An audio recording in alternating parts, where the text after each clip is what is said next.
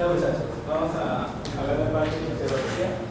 Vamos a hacer un recordatorio acerca de lo que es la parte anatómica de la tiroides. Bueno, la glándula tiroides, como ya sabemos, viene a ser la glándula endocrina de mayor tamaño. Como sabemos, se va a localizar en la parte anterior del cuello, ¿no? Parte anterior del cuello, obviamente rodeando en su parte anterior lo que viene a ser la parte de la tráquea. Este órgano, que es un órgano blando, ¿verdad?, está constituido obviamente por un tejido que es netamente tejido glandular, que como vamos a ver tiene un estroma y que también presentan unas estructuras que se llaman folículos tiroideos. Presenta obviamente los lóbulos, ¿no?, los cuales sabemos están unidos por licio y que puede existir una variante anatómica que no tiene nada que ver con la funcionalidad, que es el lóbulo piramidal, ¿no?, del aloe. Un lóbulo que puede estar unido, ¿no?, a través de un conducto o un ligamento que puede ir justamente hasta el hueso lumbar, ¿no?, y va a estar en este caso íntimamente relacionado. Obviamente tiene caras, tiene bordes, ¿no?, y va a tener relaciones justamente con otras estructuras. Otra cosa importante es que no es palpable, como ya lo hemos hablado, ¿no?, en una evaluación semiológica uno no debería palpar, no se palpa normalmente por su localización, en este caso profunda, porque delante de la glándula, como vamos a ver, hay diferentes planos, que normalmente son planos musculares, también hay un plano adiposo y por supuesto también un plano tegumentario, que en este caso viene a ser la piel. Entonces, como podemos ver en ese esquema, eso es lo que yo te mencionaba, o sea, ¿por qué no es palpable, no? Por los planos musculares que hay en la parte anterior, que está dentro de sus relaciones anteriores. Entonces hay un tema de lo que es la piel, hay un tejido adiposo, y los planos musculares ya no conocen, ¿no? El músculo más externo, que viene a ser aquí, el platismo, ¿no?, el platismo, que viene a ser justamente el de acá. Obviamente que son dos, ¿no?, que es un músculo bastante superficial. Luego viene el esternocleidomastoideo, que está representado por ese plano acá. Y luego vienen tres músculos que se reconocen como infraioideos, ¿cierto? Infraioideos. Entonces son tres planos musculares. Y recién detrás de esos planos aparece la glándula tiroides. Ahora esta glándula tiroides, como pueden ver, su parte anterior es convexa y su parte posterior, que se refería a estar acá, es cóncava, ¿no?, cóncava. Entonces esta parte, que viene a ser los lóbulos, como ya sabes, va a tener en su relación anterior a los músculos, pero de manera anterolateral va a estar relacionada con el paquete vasculonervioso, que viene a ser en este caso la arteria, ¿qué? Carótida. ¿Qué carótida? Carótida. ¿Qué carótida? ¿Común o interna?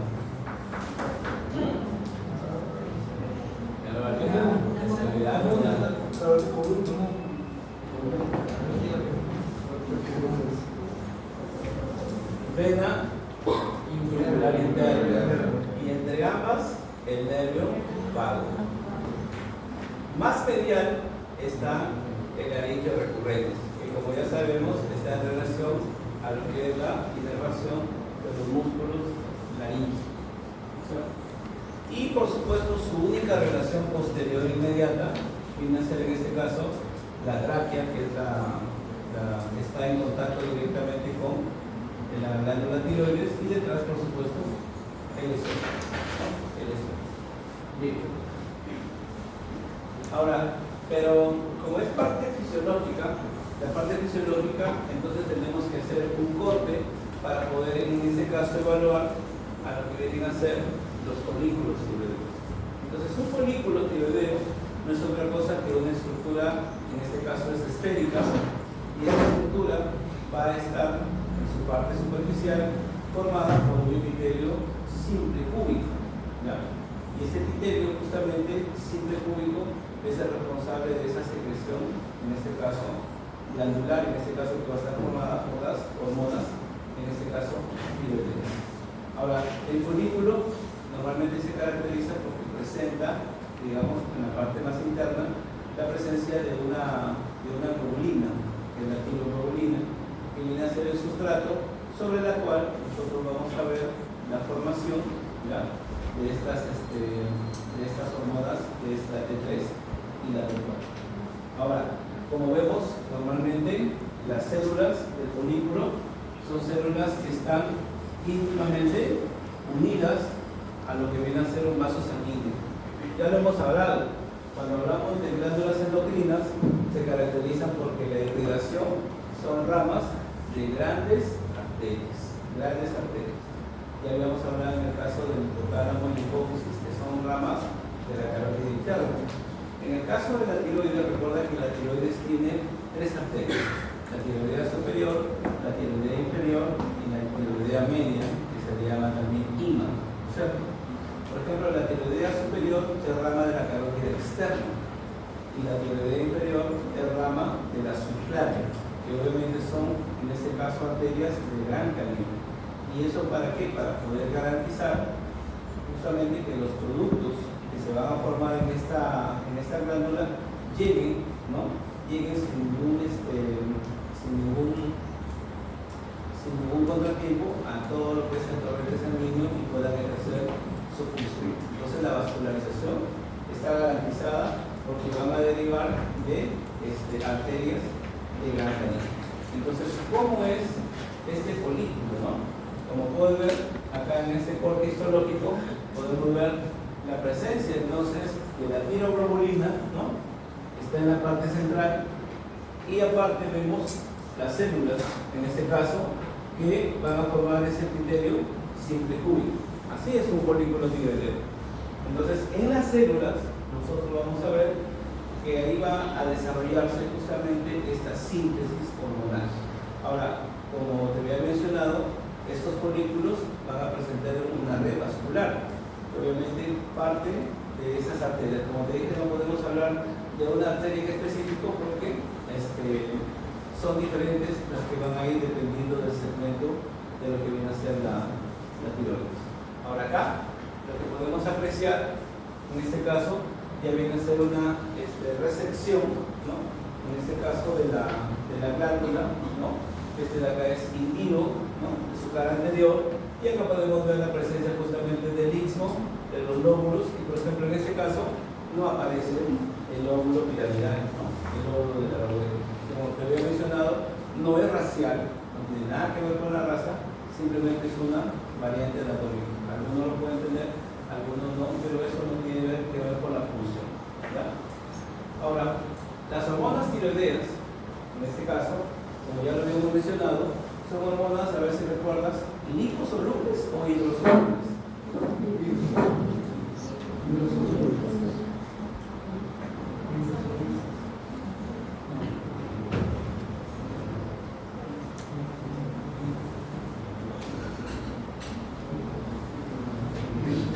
Qué ganas de tener ustedes, ya solo tienes que leer. Ahora, estas hormonas, como vemos acá, derivan de un aminoácido. El aminoácido se llama tirosina, ¿correcto? Y esta tirosina, como te decía, que viene a ser un aminoácido, los aminoácidos se caracterizan porque presentan, o sea, ¿cómo lo voy a reconocer? Porque presentan un grupo amino, el amino es el NH2, y un grupo carboxilo.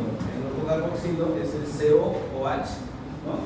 Entonces, la presencia de esos dos radicales me está indicando que se trata primero de un aminoácido, pero te decía, se llama tirosina. Ahora, esta tirosina se caracteriza ¿por qué? Porque va a tener justamente dentro de sus núcleos bencénicos, que ves ahí, esos hexágonos, va a tener el acoplamiento de átomos de yodo, ¿correcto? Ahora, dentro de la formación podemos tener la monoyodotirosina, y obviamente me está hablando de un átomo de yodo. O a veces cuando hay la fusión puede ser la diyodotirosina. Pero ambas formas no tienen una acción sobre algún tema celular, o sea, no tienen una acción celular. Las que tienen una acción celular vienen a ser la T3, que es la triyodotirosina o tironina, y la T4, que es la tetrayodotironina, ¿correcto? Entonces, primeras, en este caso, como pueden ver acá, son las más comunes, las que se solicitan en un examen, las que se pueden dosar.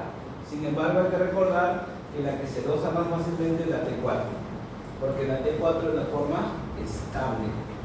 Y a partir de la T4 va a haber un desacoplamiento o una deyodación, o sea, quitarle un átomo de yodo a lo que viene a ser la tetrayodotironina y va a formarse T3, ¿correcto?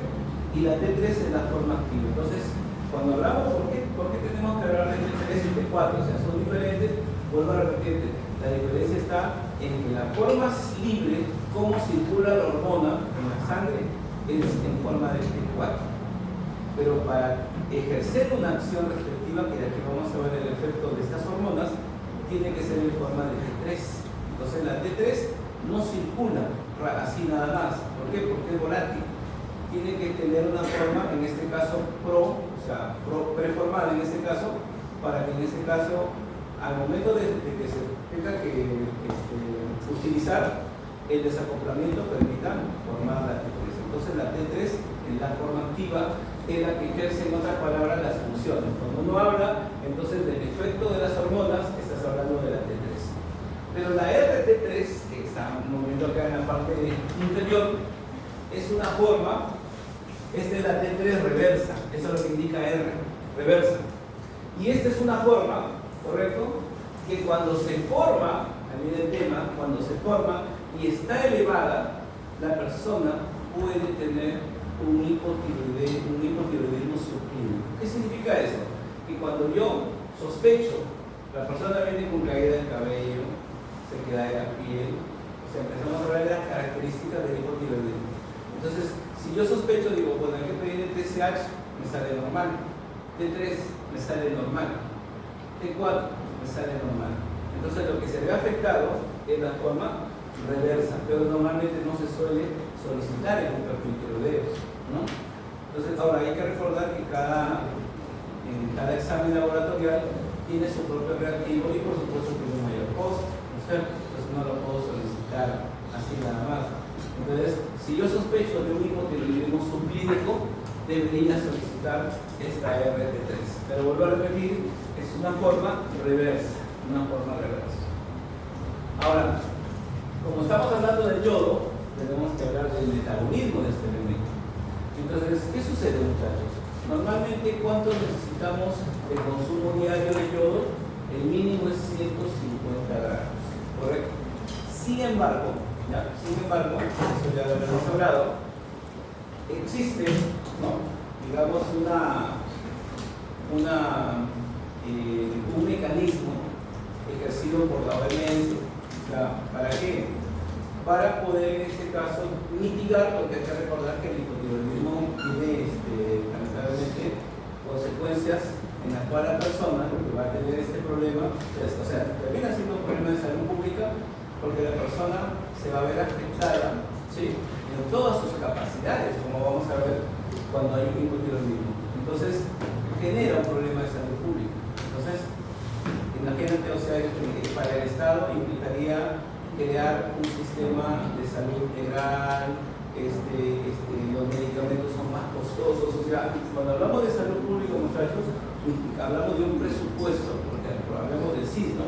Es un presupuesto gratuito. O sea, es cierto, la Constitución nos habla de un derecho a la salud y todo eso, ¿no? Pero a veces las personas, ese derecho a la salud, lo ven como una forma recuperativa. Quiere decir, yo hago lo que quiero, como lo que quiero, qué sé yo, ¿no? Y al final el Estado me tiene que dar mi facilidad. Ese es recuperativo, ¿no? Pero no vemos la parte preventiva promocional, que esa es la responsabilidad del usuario, ¿no? Entonces, para poder mitigar ese problema, entonces la mejor forma de ingerir ese yodo es a través de la sal. Por eso es que todas las empresas productoras de sal tienen que adicionar, eso lo había aclarado en un momento, yoduro de potasio. Vuelvo a repetir, la sal no tiene yodo, la sal tiene yoduro de potasio. Porque el yodo, si es que alguna vez lo han visto, el yodo viene en forma de unas gomitas. Y y esas bolitas son altamente tóxicas. Y el yodo automáticamente cambia a estado gaseoso. ¿Cómo se llama? ¿Se acuerdan que no de ustedes? ¿Cómo se llama el cambio de estado de sólido a estado gaseoso? ¿Se acuerdan? Se llama sublimación. Entonces se sublima, cambia rápidamente a estado gaseoso. Entonces, al convertirse en un gas, tiene una alta toxicidad. Por eso es que tenemos que aclarar que la sal no tiene yodo, la sal tiene cloruro de potasio. Consideremos que la sal es el cloruro de sodio, es una sal aloidea. Entonces, el yoduro de potasio también es una sal aloidea y las sales, como tal, se pueden mezclar. Por lo tanto, no hay ningún problema en esa preparación que es muy simple. Entonces, uno ingiere, en esa viene el tema, o sea, los alimentos ricos en yodo son muy escasos. Entonces, para ingerirlos es complicado. Entonces, para poder garantizarlo, entonces, ¿qué se hace? Con la sal se puede ingerir este yodo. Ahora, escúchame. Una vez que tú ingieres en la dieta este alimento rico en yodo, debes de saber que 120 microgramos, como ves ahí en el esquema, diariamente pasan a la glándula tiroides. Pero de estos 120, 80 van a servir para formar T3 y T4. 80. ¿Lo ven? Entonces, si nosotros restamos, nos van a restar 40, ¿cierto? Esos 40 que sobran van a pasar al líquido extracelular. ¿Correcto? Muy bien. Ahora, estas hormonas empiezan a circular. Entonces ahí están esos 80 microgramos.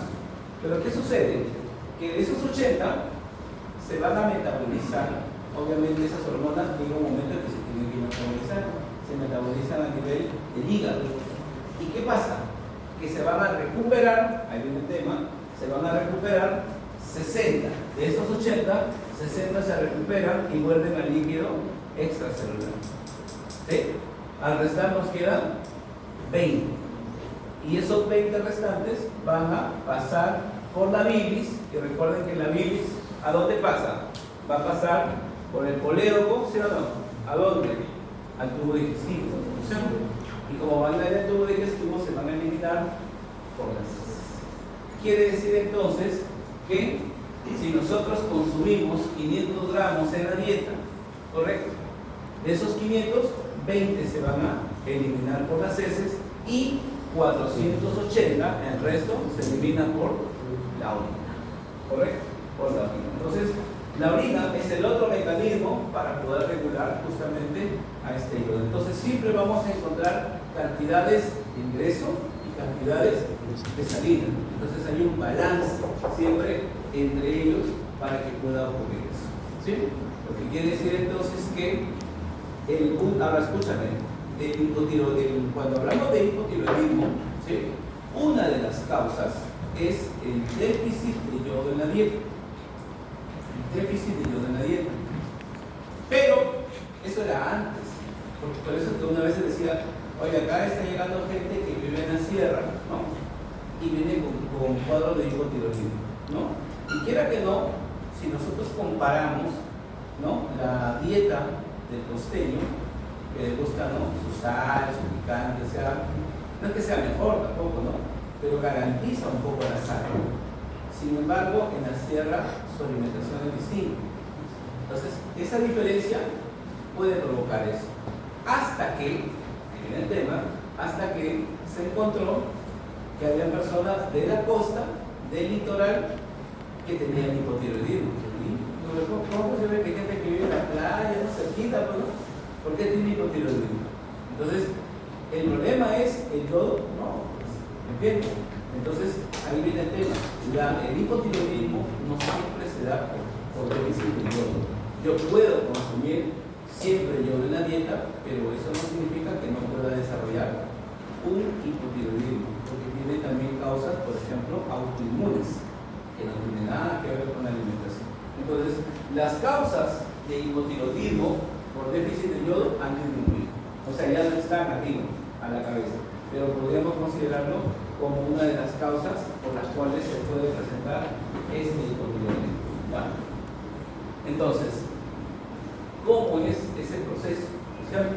Entonces, cuando acá lo que estamos viendo, muchachos, es el folículo, un poco para ubicarnos. Acá tenemos nosotros a lo que viene a ser el epitelio, ¿no? El epitelio es un repúblico. Estas serían en este caso las células foliculares, ¿correcto? Y acá estamos viendo lo que es el coloide, ¿cierto? Entonces, lo que sucede afuera, aquí nos falta algo, es que aquí afuera tiene que haber ¿qué? Capilares, para que desde esos capilares se pueda captar que el yodo va a ser captado desde los capilares. ¿Estamos de acuerdo? Por eso arriba dice plasma, ¿no? Se está hablando en este caso del plasma sanguíneo. Y va a empezar a ingresar este yodo. Lo que pasa es que este yodo, correcto, va a cambiar de estado. Cuando tengan que explicar, acá hay bastante química. Ustedes se vacilan porque hay bastante química, pero va a haber un tema, ¿no? De un cambio, ustedes han escuchado siempre de oxidación y reducción. Ya, esos son cambios de estado. Entonces el yodo justamente hace esos cambios. ¿Para qué? Para que se pueda desacoplar. O sea, recuerda ahí, no sé si puedes observar acá, tanto que te había hablado de esto aquí, acá. ¿Es esto o no? Eso es el yoduro de sodio. Y se ha separado. ¿Estamos de acuerdo? Se ha separado. Ahora alguien dirá, me va a explicar eso mejor porque si no. Mira acá.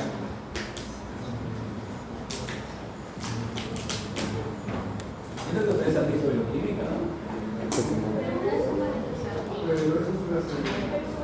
No me chape. Mira, muchachos, este es el yoduro de sodio, así es una sal aloidea, ¿sí? Pero el problema es el siguiente, que cuando se va a desacoplar, se tiene que, este es el yodo en su forma estable, ¿no es cierto? Por eso es que, en este caso, mira acá, ¿te acuerdas de esto o no? Sí. Ya te olvidaste, ¿no? ¿Sí o no? Sí, ¿no? Qué gana, ¿no? Sí. Por eso es que son dos átomos acá, ¿estamos de acuerdo? De sodio, dos átomos de sodio, ¿sí? De ahí viene justamente la separación que ves arriba. Entonces, de ahí sabes, ¿por qué dice Na y yodo? Porque ya sabes, porque la forma de ingresar al sustrato es el sodio. Entonces, ese yodo va a ingresar, correcto, ingresa. Y ese ingreso va a permitir que tenga que difundir, correcto, a través de una serie de receptores y empieza a unirse a la tirosina. Volvemos a repetir, hablamos de uno de los carbonos, ¿no?, del grupo bencénico, y al unirse, si es que hay uno, es la monoyodotironina. Si son dos, es la diyodotironina. Y si son tres, ya sabes, ¿no?, la triyodotironina y la tetrayodotironina. Ahora, otro esquemita para ver acá, ¿no? Ahí lo podemos ver un poquito mejor. Entonces, la forma, volvemos a repetir, es que el yodo de la dieta, que ya hemos explicado, ¿no?, cómo es que se va a ingresar la cantidad, llega justamente, ubícate arriba, al capilar, ¿correcto? Y acá, como puedes ver, vamos a ver los dos detalles. ¿Por qué? Porque recuerda que el yodo no va a formar hormonas tiroideas al azar, sino para que eso ocurra, tiene que tener que una hormona, ¿correcto?, arriba, que regule esa síntesis. Y como ya sabemos, la hormona que regula la síntesis de esas hormonas tiroideas viene a ser la TSH. La TSH es una hormona que se produce ¿dónde?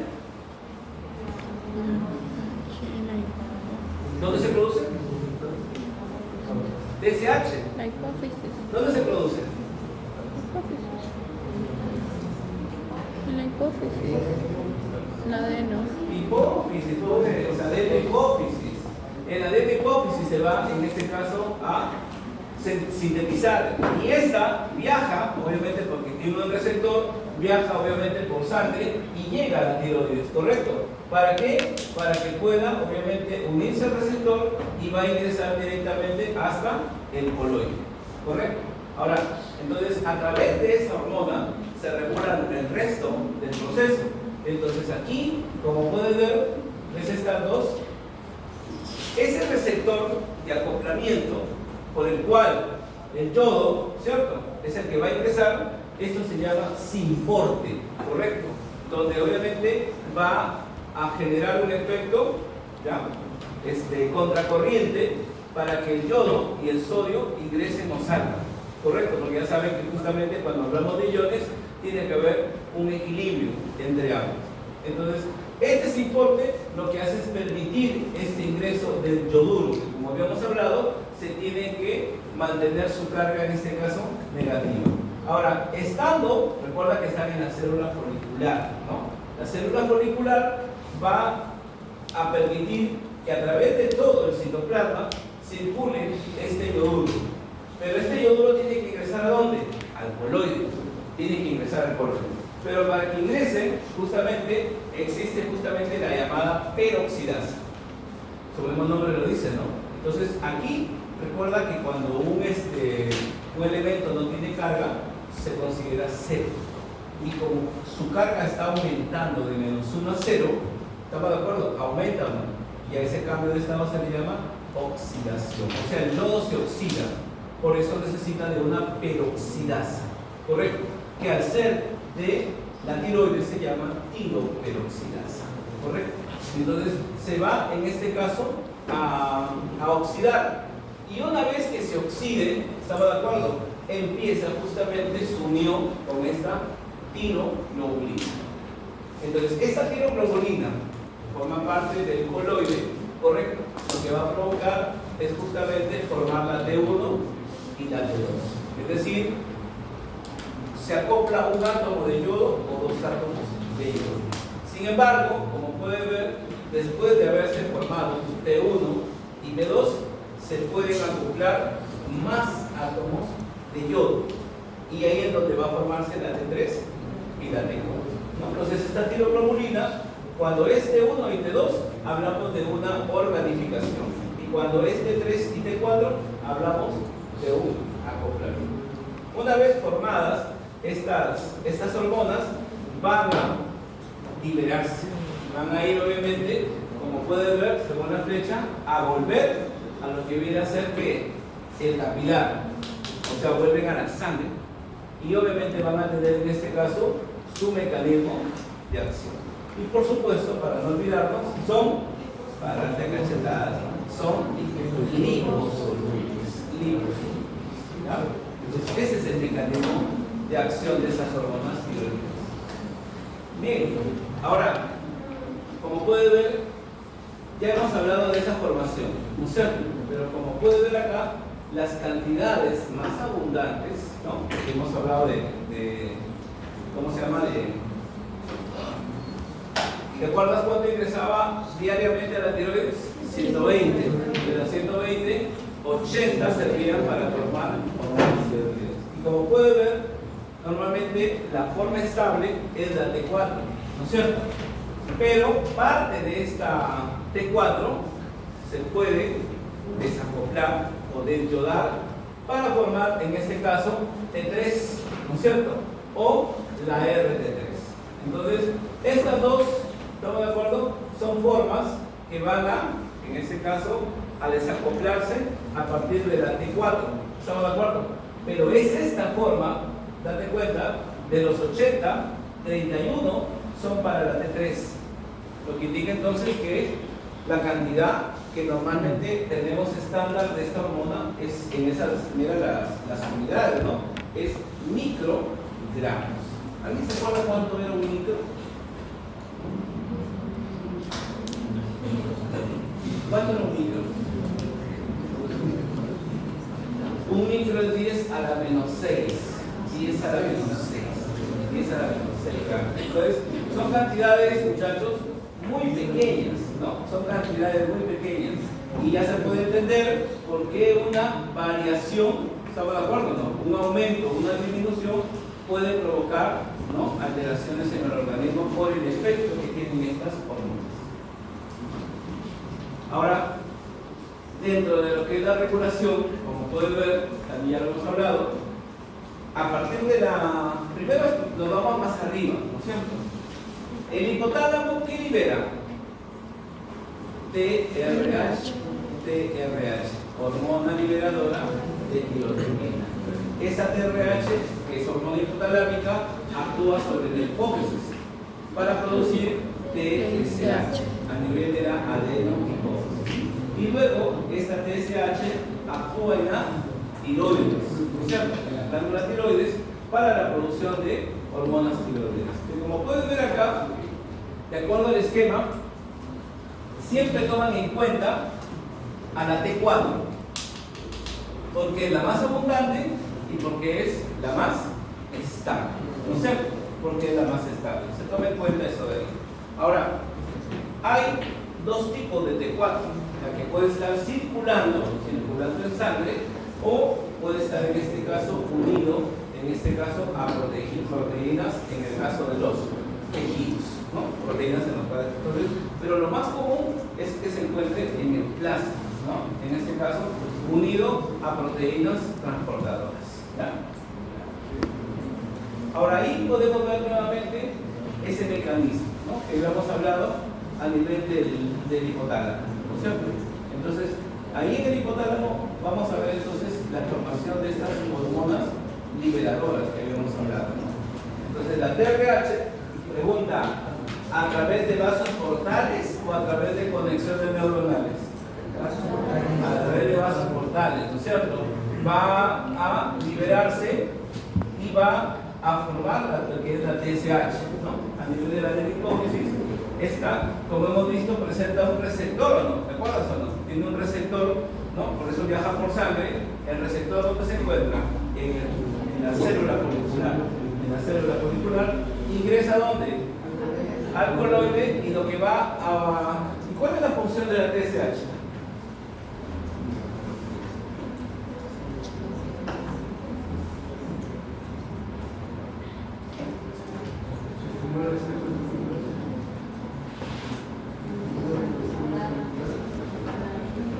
No, ya sé que ya sí, verdad que la ley es ahí.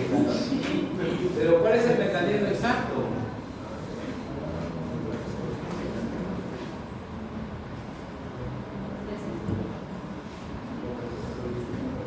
Lo que va a estimular de manera exacta es la yodación de la tiroglobulina.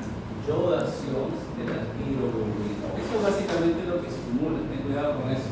La yodación de la tiroglobulina. ¿Correcto?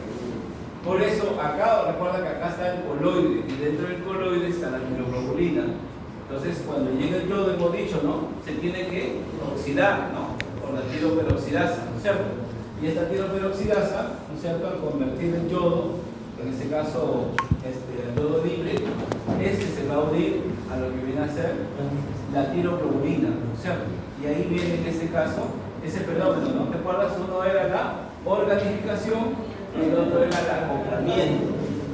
¿Ya ves? Ya. Y luego, como hemos visto, eso se va a liberar. Ahora, una vez que los niveles de T3 y T4 se elevan, muchachos, ¿qué pasa? A ver si te acuerdas. Una vez que los niveles de T3 y T4 se elevan, ¿qué sucede? ¿Qué hay? Un feedback, ¿no es cierto? Una retroalimentación negativa. ¿Sobre quién? Sobre dos. Sobre la TSH y la TRH. Sobre las dos. ¿Ya? No sobre una, sobre las dos. ¿Ya? Bien. Ahora los efectos. ¿Qué hacen las hormonas tiroideas? Vamos a ver acá. Una de las cosas más importantes es que uno habla, acuérdense de esto, del famoso metabolismo basal. Entonces se dicen, las hormonas tiroideas regulan el metabolismo basal. Y cuando hablamos del metabolismo, obviamente ya sabes que el metabolismo tiene dos etapas, ¿no? El anabolismo y el catabolismo, ¿cierto? Pero en ambos vamos a ver que hay, en este caso, consumo de ATP. Y para haber consumo de ATP hay consumo de oxígeno, ¿no? Por eso es que al consumir ese oxígeno se libera calor. Entonces, uno de los efectos típicos de las hormonas tiroideas es la producción de calor, pero este calor es por consumo de oxígeno. Ahora, se dice que este oxígeno se libera en mayor cantidad por el metabolismo de los ácidos grasos, ¿correcto? De los ácidos grasos. Y como pueden ver acá, También dentro de este efecto calorígeno vamos a ver esta conversión hepática, es decir, la hormona tiroideas o las hormonas tiroideas se encargan de convertir los carotenos, nosotros los consumimos, ¿no? Sobre todo en los frutos amarillos, ¿no es cierto? Frutos o vegetales amarillos, y lo transforman en vitamina A. Sin embargo, ahí viene el tema, vamos a ver que cuando las personas consumen altas cantidades, hay personas que tienden a consumir estos alimentos en mayor cantidad. Entonces, ¿qué sucede? Que eso puede provocar una pigmentación de la piel, ¿no es cierto?, que se llama carotinemia.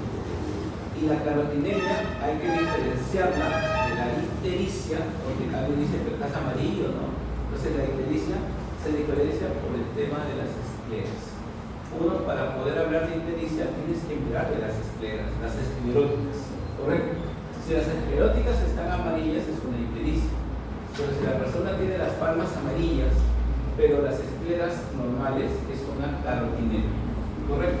Ahora, ojo, nosotros podemos ver la carotinemia en personas que tienen alto consumo, pero también, ¿en dónde es? En hipotiroidismo. Entonces, podemos ver a alguien, pero ya va sospechando algunas cositas ahí. Oye, también estimula la secreción láctea, ¿sí? La secreción láctea. En cambio, las personas que van a tener hipotiroidismo van a tener este problema. ¿Estamos de acuerdo? Se supone que acá la secreción láctea se da durante, o bueno, después del embarazo. Después del embarazo, ¿correcto? Pero hay personas que no pueden salir embarazadas, y ya habíamos hablado de este tema, ¿no? Un hipotiroidismo se puede asociar a un síndrome de ovario poliquístico, y en ovario poliquístico hay infertilidad. Entonces, por ahí que va relacionado. Y finalmente, como puede ver acá, metaboliza las proteínas, escúchame bien, las proteínas de la piel que se unen a polisacáridos. Entonces, ahora explicamos algo, ¿no? Entonces, las proteínas, al unirse, miren acá, unirse a los polisacáridos, ¿estamos de acuerdo o no? Van a, en este caso, a darle una característica, en este caso a la piel. Sin embargo, ¿qué pasa cuando hay hipotiroidismo? Ese metabolismo está disminuido. Lo que quiere decir entonces que vamos a encontrar que haya más proteínas, ¿estamos de acuerdo o no?, unidas a estas moléculas. Lo que indica entonces que la piel se va a resecar. Entonces la resequedad de la piel se explica entonces porque el metabolismo, ¿no es cierto?, de estas proteínas está disminuido. Se forman más complejos en la piel y obviamente esto provoca una deshidratación. ¿Ya? Y finalmente, un detalle importante, ¿no?, abajo. Sabemos entonces normalmente que las hormonas tiroideas tienden a aumentar el consumo de oxígeno para la producción de calor, pero no en todos los órganos. Entonces, un ejemplo viene a ser la hipófisis anterior, en la cual, en este caso, disminuye el consumo de oxígeno, ¿ya? Disminuye. Entonces, ahí no está aumentado, ¿ya? Porque acá, obviamente, no tiene nada que ver con producción de calor, simplemente con estimulación de la secreción. Pero acá no existe ese mecanismo. Entonces no siempre aumenta el consumo. Cuidado con eso. También lo puede reducir. En el sistema cardiovascular, tomando como base la producción de calor, ¿qué es lo que sucede?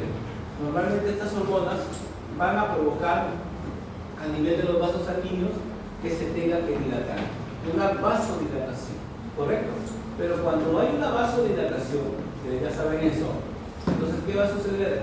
Que se va a tener que aumentar la reabsorción de sodio, ¿correcto? ¿Para qué? Para jalar agua. ¿Estamos de acuerdo? Entonces, ¿y eso por qué se da? Piensen esto. Ya habíamos hablado. La vasodilatación, ¿qué hace? Disminuye la resistencia vascular, la resistencia periférica. Pregunta, ¿y qué pasa si disminuye la resistencia periférica? ¿Qué pasa? Ya te olvidaste de ese dato. ¿Qué pasa si disminuye la resistencia periférica?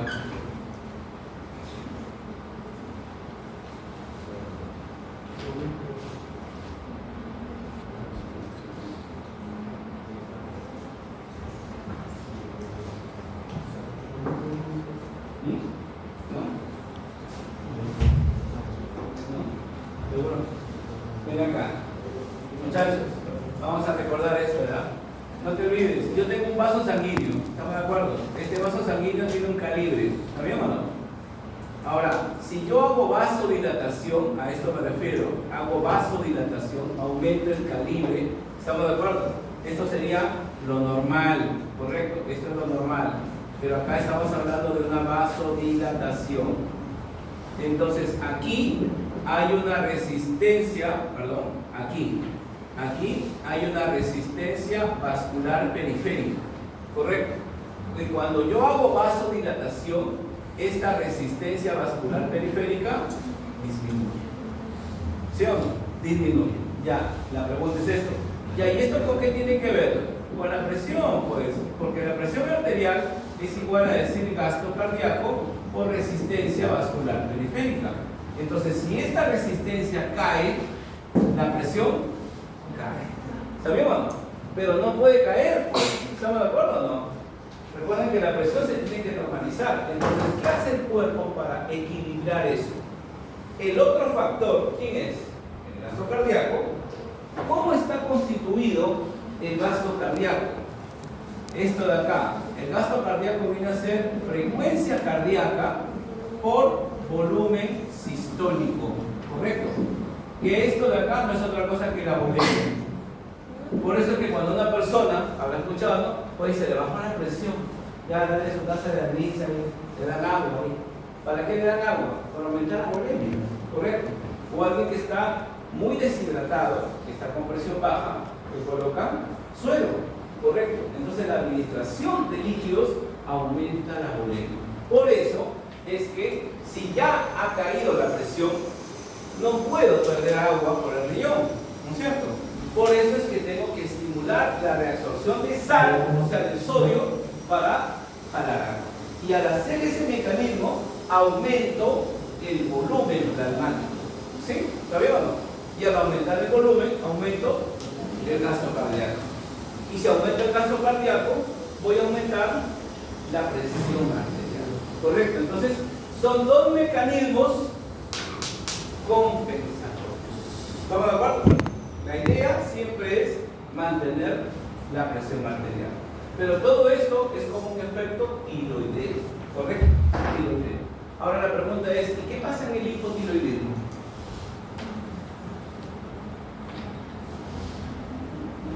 ¿Se mantendrá eso de acá o no? No, pues, exacto. Entonces lo que indica entonces es que acá la persona va a tener una bradicardia, ¿correcto? Su frecuencia cardíaca tiende a disminuir y su presión también, ¿correcto? Entonces este mecanismo no está desarrollado. Por eso es que va a tener esas características un paciente con hipotiroidismo. Vamos a ver, ahí lo corregimos, el sistema nervioso, ¿ya? En el sistema nervioso, entonces, ¿qué sucede, muchachos? Recuerda que el sistema nervioso tiene dos grupos celulares, ¿no? Neuronas y neuroquias.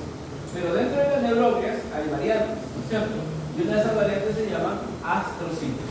Entonces, como pueden ver acá, los astrocitos juegan un papel importante en ese desacoplamiento, en esa deslodación. Entonces, lo que hacen es transformar la T4 en T3, ¿no es cierto? Y ya sabemos que es una forma, en este caso, activa. Entonces, ¿cuáles son los efectos? Miren acá. Primero, hay una mayor respuesta a las catecolaminas. Oye, ¿quiénes son las catecolaminas? Adrenalina y noradrenalina. Ahora, recuerden ustedes, estas catecolaminas están directamente relacionadas con los estados de sueño y vigilia. Por eso, eso de ahí donde dice, se activa el sistema reticular activador ascendente que se encuentra en el nivel de la protuberancia, justamente eso va a permitir esa regulación. Pero ¿qué pasa si está alterado?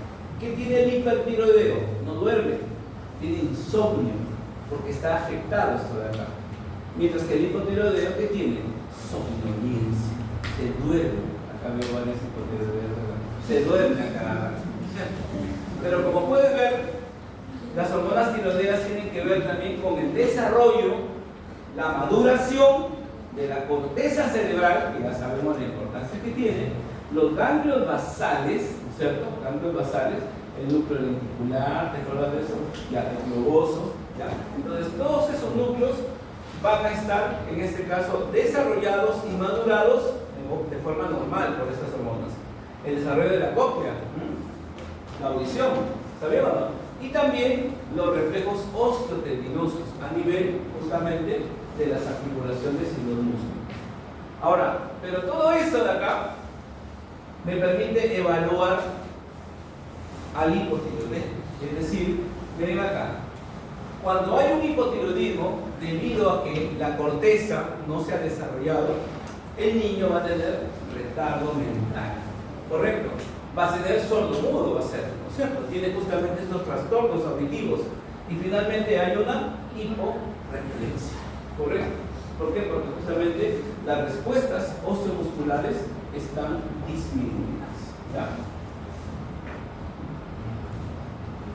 En función a las catecolaminas que venimos hablando hace rato, las catecolaminas normalmente, recuerden ustedes, o sea, hablar de adrenalina y noradrenalina tiene que ver justamente sobre el músculo. ¿Pero qué músculo?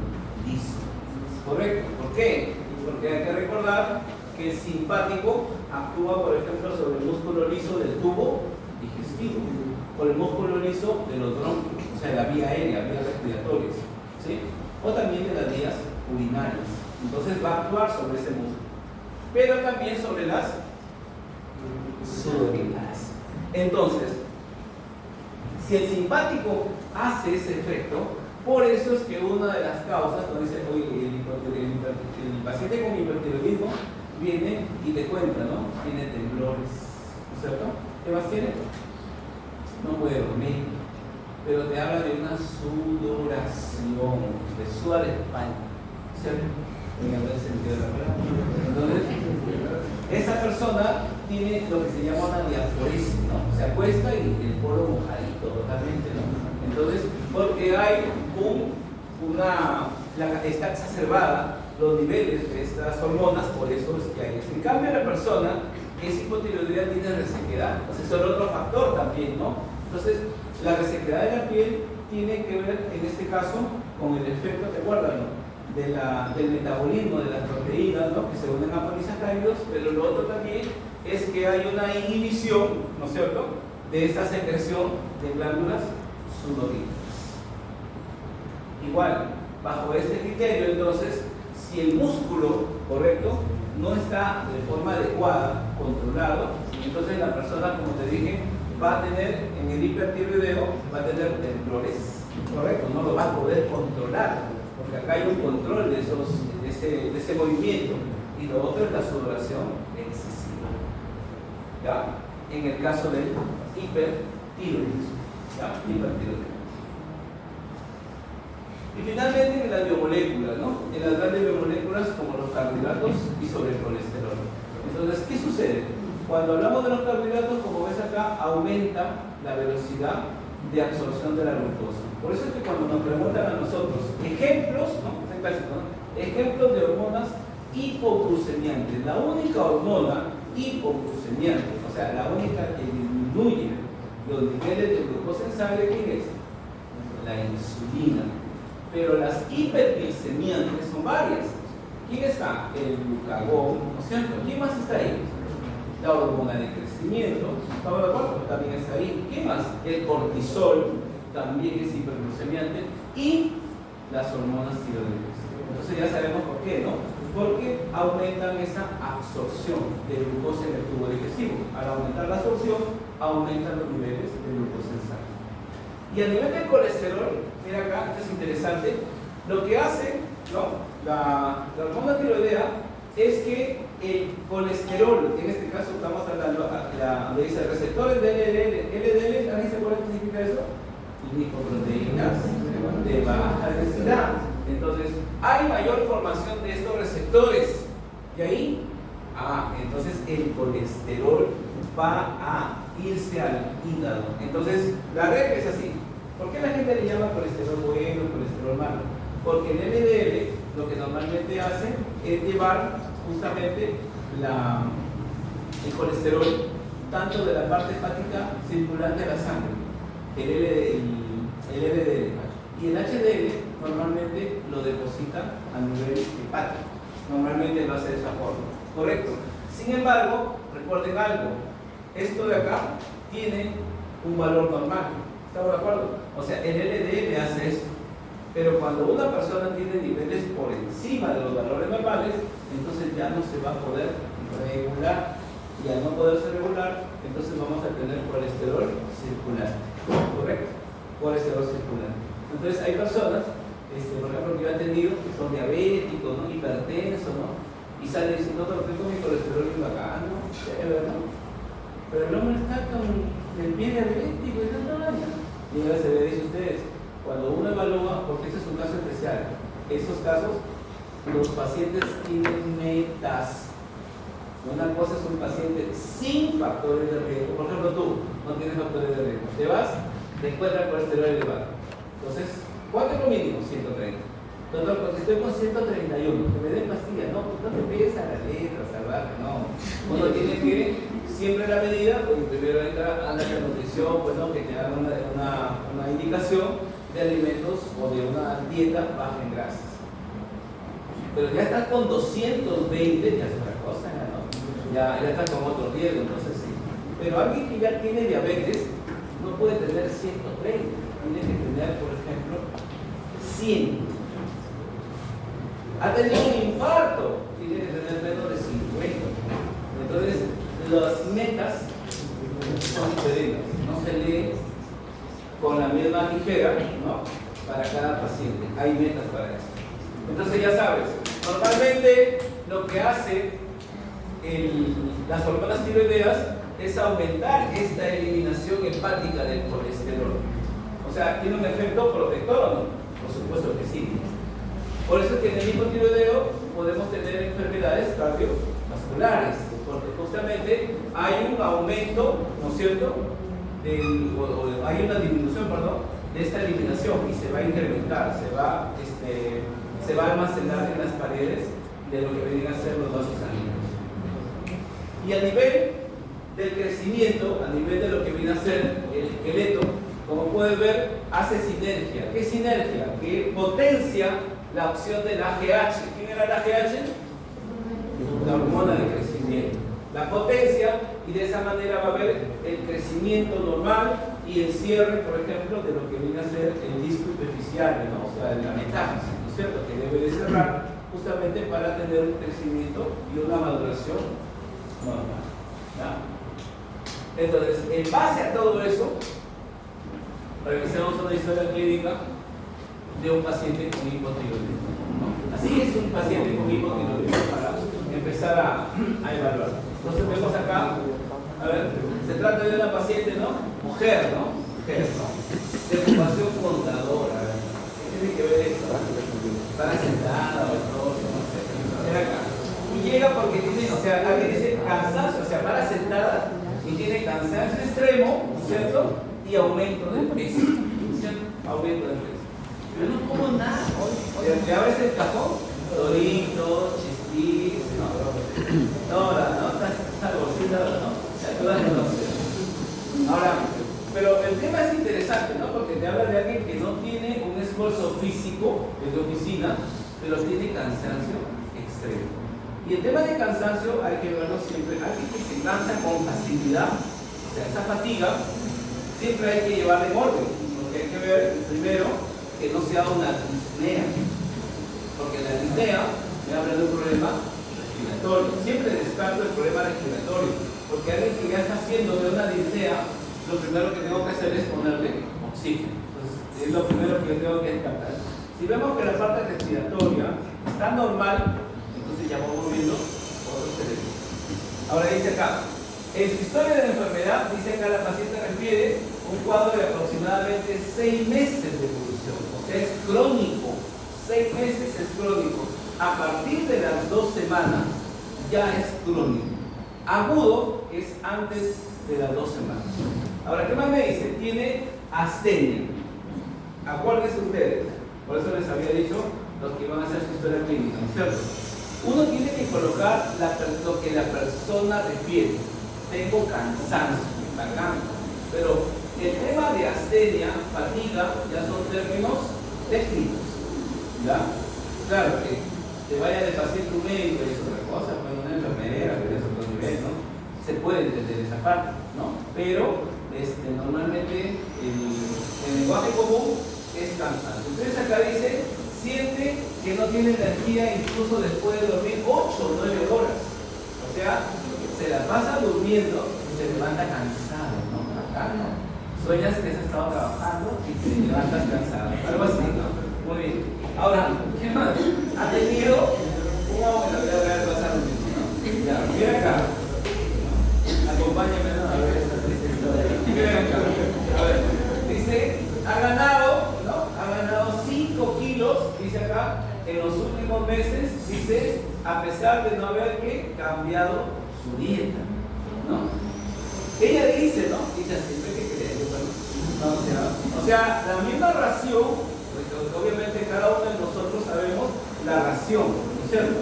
Y uno siempre hace ese comparativo, ¿cierto? Ahora, ¿qué más dice? Dice intolerancia al frío, necesita, ¿no?, estar más abrigo que las personas a tu alrededor. Por eso te decía, ¿no? Una persona, por ejemplo, ahorita que estamos con un calor fatal, ¿no? Entonces, ver a alguien con una chompa, ¿no? Con una camisa de cuadros, por aquí veo a alguien, entonces ya te ves, ¿no? ¿Dónde es? ¿Te ves? ¿No? Te ves entonces en la necesidad. ¿Por qué estás teniendo? Ahora, ojo, hay que tener cuidado con algo, escucha bien, porque hoy en día tenemos que ver ese tema. El calor, ya, ahorita que estamos en ese tema de que la radiación ultravioleta está incrementada, es necesario que las personas, ¿no?, deben utilizar ropa holgada, la palabra es así, holgada. Holgada significa ancha, ¿ah? Y obviamente tratando de cubrir la mayor piel expuesta. ¿Por qué? Para evitar el cáncer de piel. Que no te vacilen por ahí, ¿no? Tienes que utilizar ropa holgada, pues ancha. Es una manera de protegerse, de alguna manera, de esa radiación. Ya, ¿qué más? Me dice que tiene alteraciones que dermatológicas. Piel notablemente seca y caída del cabello. ¿Ya? Entonces la persona ya sabemos por qué, ¿no? Hay un problema a nivel de la implantación del cuero cabelludo, ¿no? Y además, ¿te acuerdas? Porque tenía que ver con esta unión, ¿te acuerdas o no? El metabolismo de las proteínas. Y recuerden ustedes que el cabello, ¿de qué está hecho el cabello? ¿De qué está hecho el cabello?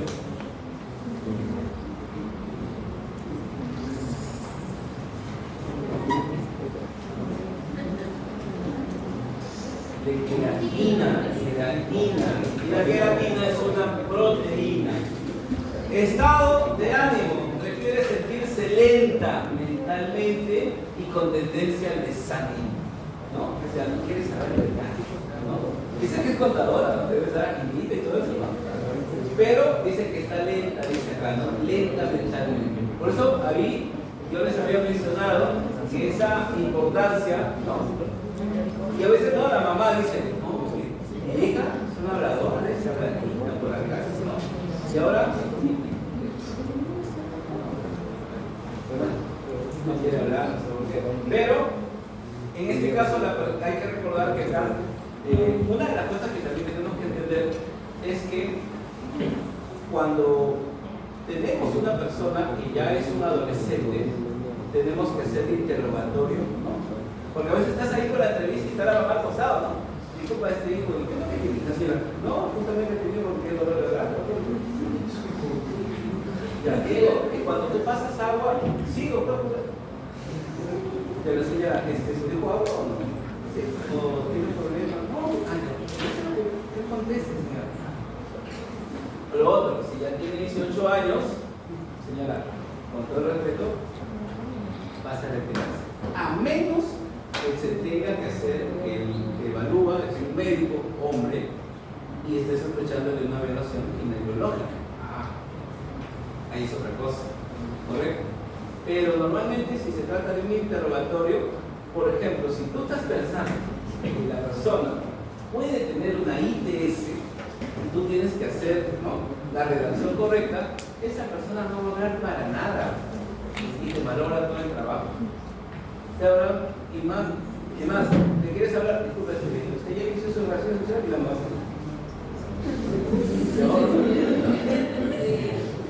No, doctor, no. Entonces, o sea, porque es parte del trabajo hacer una anamnesis, correcto, para poder hacer eso, para poder hacer Yo recuerdo que estaba hablando del piti cuando estábamos en el juego. Y había llegado, me llama pues la obstetra, me dice, doctor, lo que pasa, ha llegado una chica que está pensando. Y digo, ¿y qué estás pensando? Aborto, ¿no? Entonces, ven atrás. Digo, ¿pero qué hay? Tiene 14. Digo, a lo mejor se pasa el trabajo. No, que venía con el hermano. No, ¿sabes qué? Llama a la técnica y los presentan. ¿Ya? Entonces, digo, antes de evaluar, porque la otra quería de verdad. Quería una pregunta. ¿Qué ha pasado? No, fíjense que yo estaba en mi casa y sentí una buena doctor. Y salí corriendo y no me di cuenta que había una tranca. Y me volví y empecé a salvar. Y nosotros, como bien pavas, escuchando lo que decían. Pero es un traumatismo. Pues. Entonces yo digo, mira, ¿sabes qué? Aquí hay que llamar para que le hagan una ecografía pélvica, ¿no? Por fuera. Hemos llamado, toda la situación, bueno, preocupado. Que traigan la ambulancia todavía para salvar. Ha venido, la han llevado a la ambulancia, todos se la han llevado. Y me llama el ginecólogo, porque le van a meter. Oye, cosa que ya sabía. Tengo a eso. Oye, ¿ya se voló? No, pero no has quedado. Ella hoy me dice la caca de tomar pastillas. ¿Qué? Sí, me dice. Ella tiene una relación de hace 2 años. Y era un aborto. Como decía, a veces nos dejaba llevar por una situación que al final, en una corrocha, ¿no? Porque se venían citándose por acá.